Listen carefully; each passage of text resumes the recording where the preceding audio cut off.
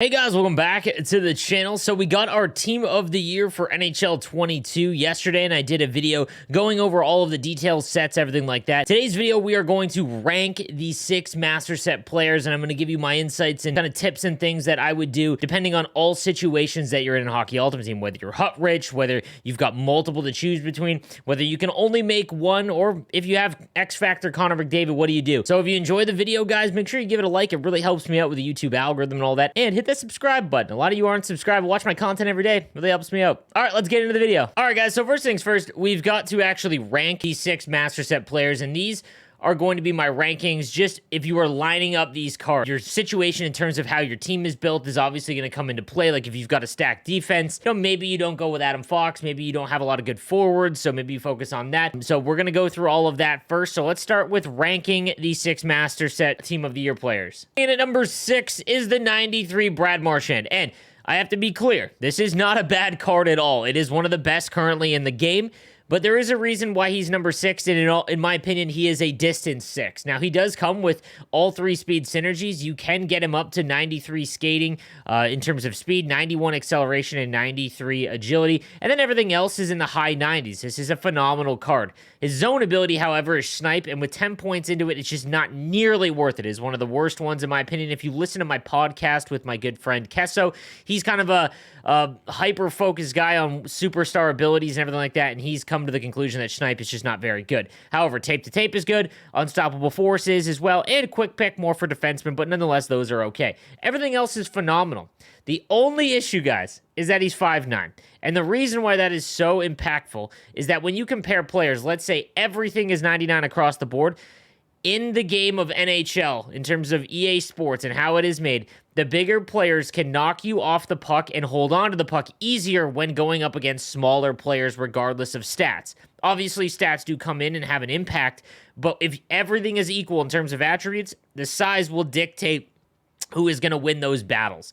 So at 5'9", he's already well behind the curve. And then you add in the fact that he's got mediocre speed for a 93 overall card, especially one that is 5'9". Now, he could play center for you. He's got 80 faceoffs. That's fine. And I believe he actually has Thief as an option, but you're not going to activate that over distributor. So even if you put him at center, he's 5'9", and that is a brutal position to have a small player at. In terms of like where you want smaller players, the only place that you could play them is the wing, but they've got to have exceptional speed to make up for it, and he just doesn't have that. The cost is exceptional, 500,000 coins roughly to make any of these 93s outside of Connor McDavid. Not going to be worth this Brad Marchand. He's going to get a 99, 100%, but if you can only invest in one, this one is not it. So this is a distance 6, guys. If you get him untradeable, don't overthink it. That's an incredible pull. But I would not be making this unless you're a Bruins or a Brad Marchand fan, and I feel like those are few and far between. Then go ahead and make them. Obviously, always make your favorite players. And at number 5 is ANDREI VASILEVSKIY. Now, this is, if you take a look at everything that's going on in NHL 22, I have mentioned a number of times that the X Factor carry price with goal post to post has been the best goalie that I have seen. In all honesty, that goal post-to-post zone ability is incredible. It's one of the best zone abilities in the entire game. It really makes up for those cross creases that everyone's forcing through. They really, really help with that. Now, he is the same height at 6'3", so that, everything there is equal. He looks like a much better version of Carey Price. His 86 aggression is okay. You want it to be under 80, which it is. And then everything else is in the high 90s. And honestly, all of his other superstar abilities, while I wouldn't really activate any, you could mess around and he could be incredible. I've heard reports so far over the last night between players that are in the competitive scene of NHL, and Vasilevsky has been nuts for them. As he should be, he looks really good. Here is the issue, guys. If you're spending 500,000 coins and you're not in Division 1 or 2 and you're not hut rich, a goaltender is not going to bail you out and get you into the higher divisions. It just isn't. No matter what, if you are not able to play stellar defense, no goaltender that you use is going to help you win games consistently, which means that he has a much lesser impact. Now, his synergies are great, and last year, if you guys remember back to NHL 21, it was one of the most insane Team of the Year cards because he had double to all of the best team synergies. Now there's no team-based synergies. So in all honesty, if you're going to use him, you might want to try and put Heart and Soul or Well-Rounded on because you get 2 to that synergy, and it's not one that that you would look to activate. but everyone on your team is going to have distributor or fly the zone or buzzing, so it's really not worth it to use it on those. All in all, guys, this is not it, because if you can only get one or two, the other players ahead in this list are going to be much more impactful for you game over game than Vasilevsky. If you are hut rich and you don't want to worry about a goaltender for the rest of the game, go ahead. But that is the only case in which I would recommend getting Vasilevsky. The cost for a goaltender is just exceptional. I wouldn't do it. There's better options, that you can get for much cheaper, and that's all I got to say about that. So he comes in at number 5. Next up is Adam Fox at number 4. This is really difficult. This is where the choice between needing a forward or a defenseman really impacts this ranking, because all in all, this is an incredible card. If you think back to NHL 21 as well, you could actually use Cale Makar. He was under 6 foot, which is tough to do when it comes to defensemen, but he was incredible because his body checking was so high. If you switch Workhorse to Spark, his body checking goes up into the mid-90s. He's got 95 acceleration, 95 speed, which means that when he goes up to a 99, and Adam Fox will, he's having an incredible year, they'll find ways to get him to 99, meaning that he will have 99 everything, essentially. At 5'11", that's fine. And again, when you compare defensemen, you always want the bigger ones. But if they aren't going to be giants like Hamilton or, Seth Jones, for example, they better have high body checking, and Adam Fox does. He is going to play very quick, and in reverse at 95 speed is a really nice advantage. I don't think I'd ever activate wheels, because you shouldn't be just running your, defenseman out of the zone like that. I think that's a waste of points. However, quick pick and in reverse is a phenomenal combo for superstar abilities for the back end with a guy like this. So if you need a defenseman, I think this moves up in the rankings. But if you need a forward, that is where I think the next option is going to be a little bit more important. But nonetheless, if you make one of these, the second option should be Adam Fox or Mikko Rantanen. So coming in at number 3 is the 93 Mikko Rantanen, and this one is tough because there's a lot of players out there that are not going to succeed a ton with Mikko Rantanen. And what I mean by that, I've said it all year round, if you are someone who is in Division 4 and below, you are probably someone that relies on scoring off the rush quite a bit because you're not really well adept at cycling in the zone, holding off the puck, all those pro-style ways of playing. If you are someone in Division 3 and above, Mikko Rantanen is going to be a card you want, because once you get to the end game, you are going to be playing people that use meta cards and builds. And the bigger players are going to give you that advantage because as you cycle around, you're going to be able to hold on to the puck better. So Distributor and Spark, awesome combo, and you can give him Booming Shot, so his agility goes all the way up. Booming Shot is honestly probably my favorite synergy now. It's just so good. 6'4" is incredible size. I'm not a huge fan of Big Rig. I like Unstoppable Force a bit more because Big Rig, it is only going to be effective when you're skating down the wing and holding X, and you've got to get in position for it. There's a very certain way for it to be activated. It's not a bad one, but I just don't think it's worth the 6 ability points. However, Unstoppable Force is phenomenal. There's nothing you have to do with this. You're literally just be able to not get bumped off the puck, which is obviously extremely important. Third Eye is a very good synergy as well. Not really big on back at you. It's kind of hard to activate, but everything else is going to be maxed at 99. And the important thing to remember is that when Rantanen gets to 99, he's going to have mid-90s speed and acceleration. And when you compare players that are like 5'11", that have 97 or 8 or even 99 speed, Mikko Rantanen is far better because those smaller guys, while they might have a little bit more speed, won't be able to knock Mikko Rantanen off the puck. The guy is just a unit. So if you are needing a forward, Mikko Rantanen is definitely one that you want to go after. He is going to be one of the best left-handed wingers for the rest of the game. Also, something to keep in mind, guys, that as he goes up to 99, his middle synergy is Thief, meaning that you could actually play him at center if you are very, very good on face-offs. And again, for the pro type of players, that could be you. If you are very good at the face-offs, this could be an option that you could play at center. Number 2 is the 93 Victor Hedman. And while obviously Connor McDavid is better than him, this is the card that every single player that can only make one needs to make, in my opinion. If you are trying to get the best bang for your buck, the biggest advantage for your team, this is it. And again, I'll explain why. So he's got Spark and Distributor as well as Workhorse on the other side. So you activate Workhorse and you can then throw Distributor on Victor Hedman there. So now he's got 90 acceleration, 91 speed, and that middle synergy. Not a huge fan of any of these, but again, they just help out. That's fine.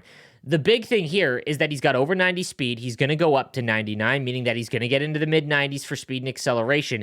And then he's 6'6". The guy is just gigantic. His stick is huge, meaning that he can push you off the puck or keep you out of the zone far better than any other player that you're going to use, and he's got mid-90s speed when he's at 99. He's got quick pick, which is wild because, again, that is just such an important ability for defensemen. Tape to tape is incredible, and then they gave him shutdown, which makes his poke-check overpowered. Like, this is just the perfect combination of defensemen, guys, for a player that's going to get 99. He is the perfect build. He's going to have great skating. Everything is, he checks off every box. I've used him for a few games already, and it's incredible. It feels like Adam Foote just to the moon. So if you can only make one, this is the one to make no matter what. I should see Victor Hedman's on everyone's team at the end of this week. This reminds me a lot of everyone making Matt Duchene, because once, and what I mean by that is you have a very limited time to make this. I'm trying to sell everything I can to make sure I get this card, because once this event is done on January 8th, this card will be a milli minimum, and you will not be able to get him if you're free to play. So, again, guys, if you've got to sacrifice a lot now to get this card, I would do it. And lastly, at number 1 is obviously Connor McDavid. This is the perfect build card. It's actually insane. When I was looking at him, the cost is so nuts. It is one of the most expensive sets they've ever made. Honestly, to make the 175 collectible set right now, it's going to cost you about 1.2 million in coins. There hasn't been a set that has cost that much for an untradeable card. But let me be clear. With Spark, Booming Shot, and Magician on this thing, he gets 96 body checking. He's 99 skating, 99 shooting, 99 hand stats. Oh, and then they threw elite edges on him, meaning that he could half spin and curl with 99 stats. Then they threw tape to tape and gave him silver wheels for good measure. Oh, but that zone ability, what's that? Unstoppable force, meaning that you can just skate down the wing and you can't be bumped off the puck by anyone that isn't an insane hitter. Guys, this is an incredible card. I've wrestled with this. Chat bullied me into upgrading my 94 X Factor McDavid to make him, and I'm all aboard. If you have, it is very difficult, guys, for me to recommend what to do in that situation, because in terms of cost, if you can make 2 of these Team of the Year cards and then just keep the X Factor Connor McDavid, that is probably the smartest thing to do. Honest to God, it is the smartest thing to do, because you could get Hedman and Fox or Hedman and Rantanen.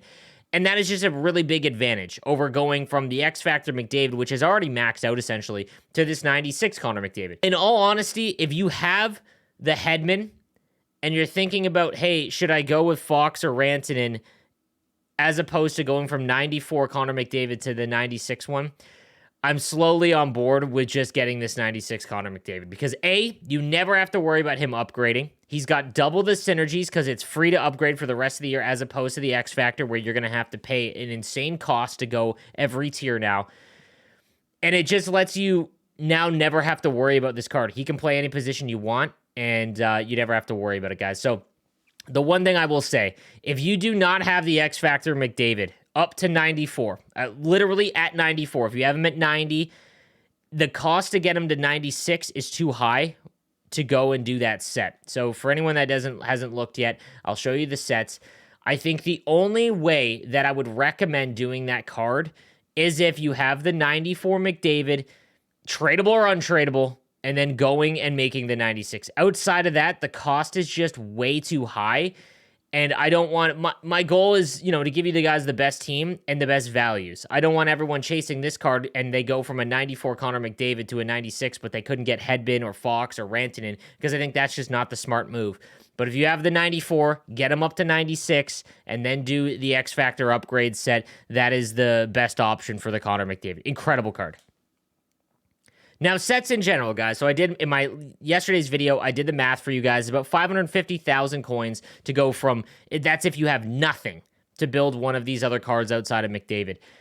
Like I said, the ranking is Hedman above all else. And then, in my opinion, if you can't get Connor McDavid, which is fine, that, like, if you have the X Factor, even if you don't have the X Factor, you can go out and get a team of the week or primetime 93 or 92 McDavid, and that's an endgame card, guys. His stats are already so wild. So don't get hung up on that. If you have Hedman, that's number 1, and then it's a choice between, do you want to get Adam Fox or Rantanen, and that's going to depend on your team. If you've got stacked left-handed wingers, then I probably wouldn't go with Rantanen, I'd go with Fox. But Foxhead, the only issue with Fox is that there's so many good right-handed defensemen, right? There's so many good ones that will be really good at the end of the year. I mean, even team builder Shea Weber, for example, he's got to go up against. But outside of that, I mean, you're going to have Hamilton, you're going to have Carlson, you're going to have Seth Jones. All those guys are huge, and they will at one point be in the mid-90s. And again, that's when it's tough. When everything is at equal, the guys that are bigger are better. But nonetheless, those are the rankings for my team of the year. And again, these are some awesome cards. I love them. But guys, let me know what you think in the comment section down below. If you want to see multiple of these Team of the Year cards in action, come check me out on Twitch, twitch.tv/nosleeves12. I go live at 2 p.m. Eastern time every day. Hope to see you guys in there. Let me know what you think in the comments section and what cards you've tried out. I'll see you guys next time. Have a good one.